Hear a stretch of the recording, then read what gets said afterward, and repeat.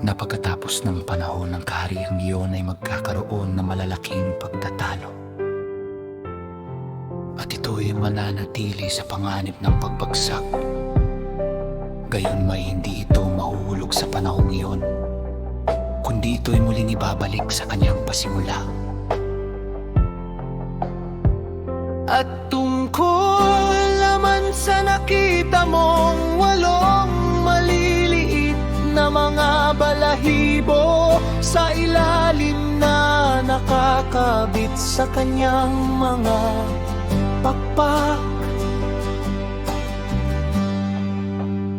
ito ang kahulugan. Na sa kanya ay babangon ang walong hari, na ang kanilang mga panahon ay magiging maikli, at ang kanilang mga taon ay matatapos agad. At dalawa sa kanila ang malilipol sa paglapit ng gitnang panahon, ang apat ay mapapanatili hanggang sa ang kanilang wakas ay magsimulang lumapit.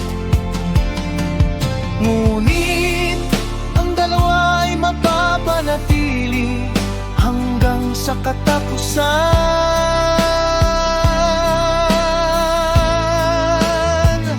At tungkol naman sa nakita mong tatlong ulo na nagpapahinga,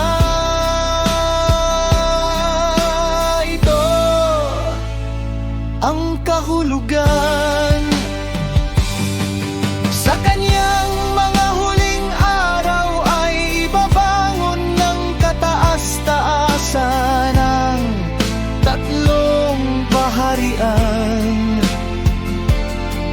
at pagbabaguhin ang maraming bagay doon, at sila ang magkakaroon ng kapamahalaan sa lupa.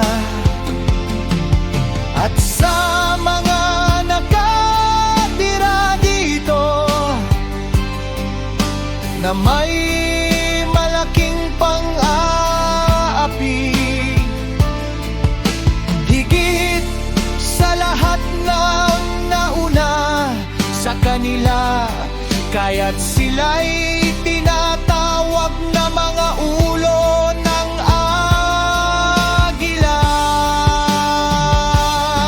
sapagkat ito ang mga maglulubos ng kanyang kasamaan at magbibigay wakas sa kanyang huling katapusan.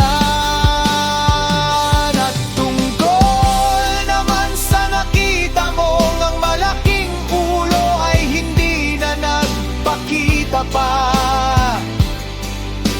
ito ay nagpapahiwatig na ang isa sa kanila ay mamamatay sa kanyang higaan. Ngunit may hapdi, sapagkat ang dalawang natitira ay papatayin ng tabak.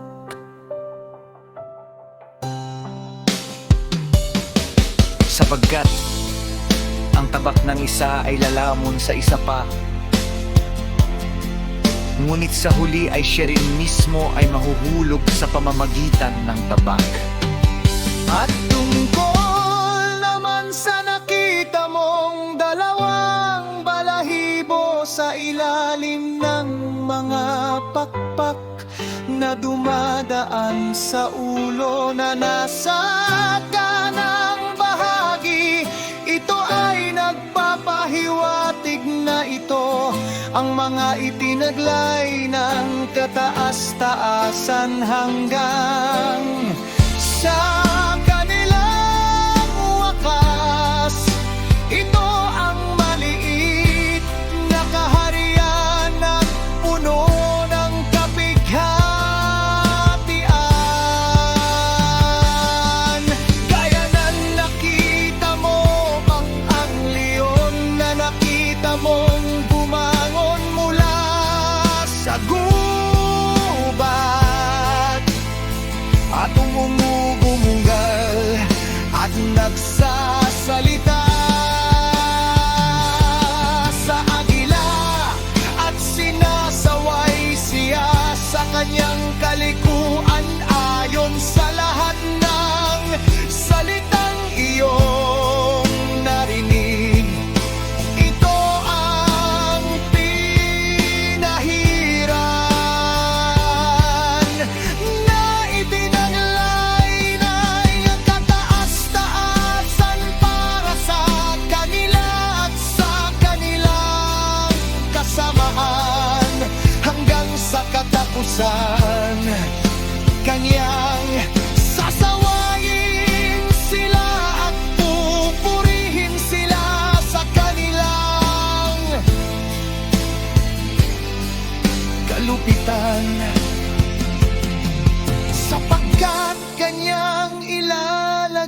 sila sa harapan niya, nabuhay sa paghuhukom.